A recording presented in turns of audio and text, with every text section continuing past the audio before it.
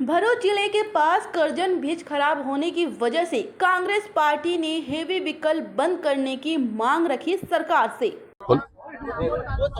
અત્યારે અમે ધારધરના બ્રિજ પર ઉભા રહેલા છે અને ધારધર બ્રિજની પરિસ્થિતિ જોતા એટલો ડેમેજ થઈ ગયેલો છે જે ગંભીરા બ્રિજની પરિસ્થિતિનું નિર્માણ કરી શકે એમ છે। વારંવાર લેખિતમાં રજૂઆત કરવા છતાં આંદોલન કરવા છતાં પણ આ તંત્રએ એની તકેદારી રાખી નથી અને અમારી ખાસ માંગ એ છે કે હેવી વ્હીકલ યુદ્ધના ધોરણે તાત્કાલિક બંધ કરવામાં આવે।